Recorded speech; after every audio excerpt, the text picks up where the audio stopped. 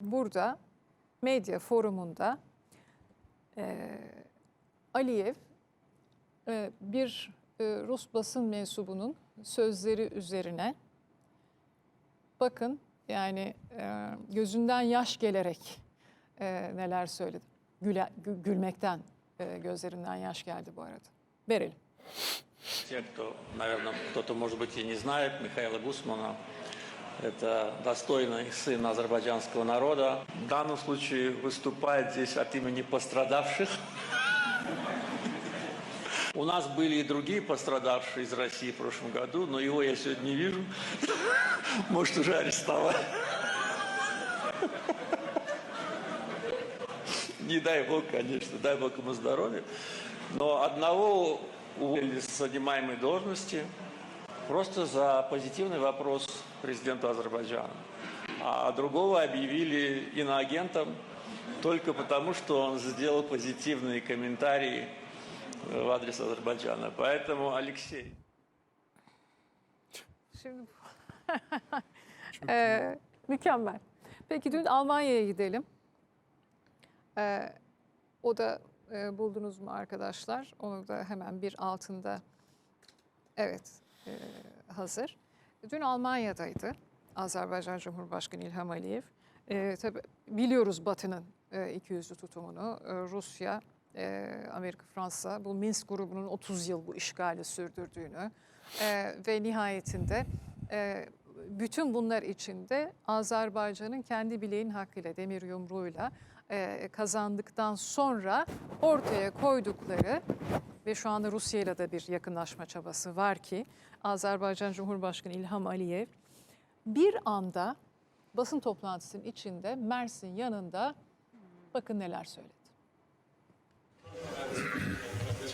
Uçuş deməli statistikası demeye esas verir ki böyle bir gizli görüş Bakı'da geçirilmiştir. Bakı'da geçirilmiş dediğiniz görüşle əlaqədar deyə bilərəm ki, bu məlumatı biz Times gazetinden öğrendik ve tabii ki belə mötəbər mətbu orqanında çıxan məqaləyə biz diqqətlə yanaşaraq Azərbaycan Dövlət Sərhəd Xidmətindən məlumat istəmişəm ki, Times gazetində adları keçən şəxslər Azərbaycanda bir vaxtda olublar, yoxsa yox. Və onu sizə deyə bilərəm ki, bu məlumat təsdiqləndi. Bizə bu barədə nə Almaniyadan, nə Rusiyadan hər hansı bir xəbər daxil edilməmişdi. Yəni bizim ərazimiz bizdən xəbərsiz sadəcə olaraq istifadə olunmuşdur. Və belə bir görüşün olub olmaması ilə bağlı da mən konkret bir şey deyə bilmərəm. Çünki biz bunu görməmişik. Amma dediyim bu uçuş deməli statistikası demeye əsas verir ki, belə bir gizli görüş Bakı'da geçirilmiştir. Eğer bu görüş Ukrayna-Rusya müharibəsindən sonu olacaqsa, sona gətirəcəksə, əlbəttə ki, biz bunu alqışlayırıq. Evet, Aygün Hocam.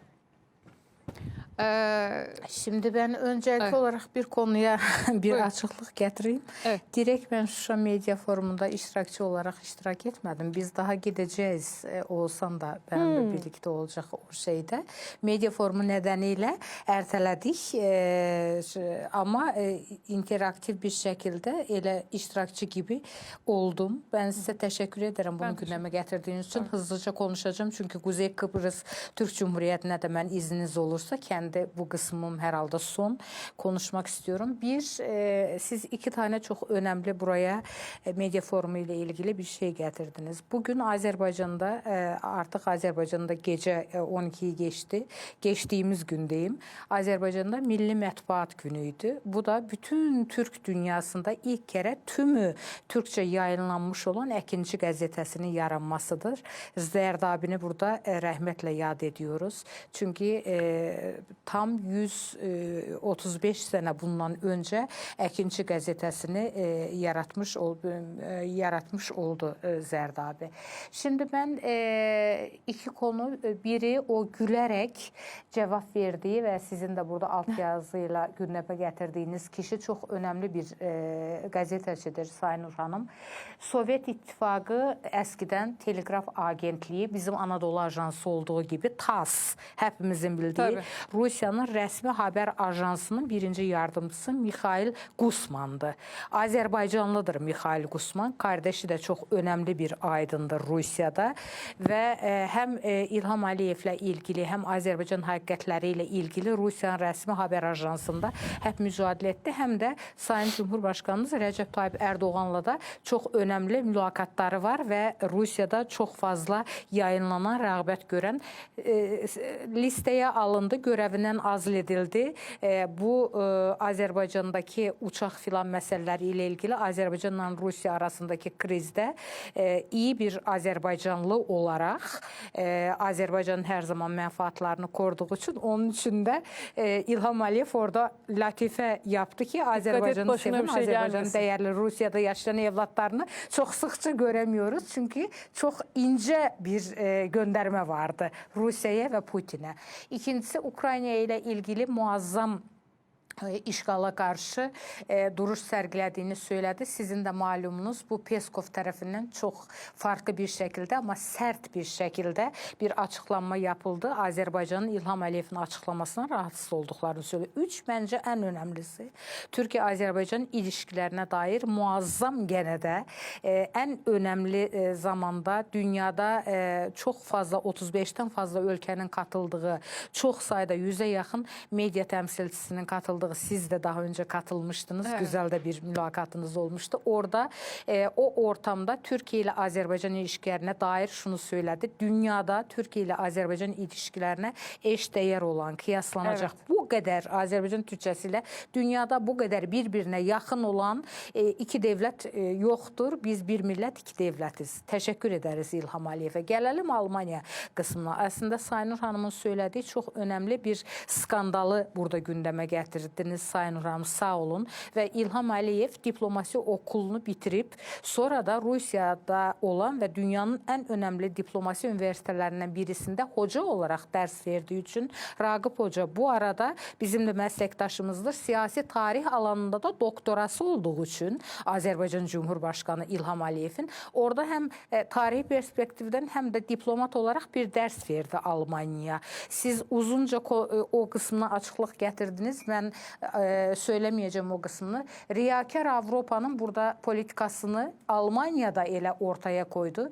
Bir taraftan Azerbaycan'a geliyorlar, bir taraftan yeni protokoller imzalanıyor. O bir taraftansa Azerbaycan'ı kullanarak, alan olarak ve etik olarak devlete bilgi vermeden, Dışişleri Bakanlığı'na bilgi vermeden, ama Azerbaycan o kadar kuvvetli bir devlettir ki o Azerbaycan Türkçesiyle dedi ki uçuş koordinatlarını, geliş-geliş zamanlarını bile çok net bir şekilde biliyoruz. Sonrasında da kibar bir şekilde küfür mahiyetine bir diplomati dersi verdi ki bizden gizli saklı bir şekilde geçirilen bu görüşme bari hiç olmazsa umarım ki eğer bunun Rusya-Ukrayna savaşına bir hayrı olacaksa umarım ki bir hayrı olur.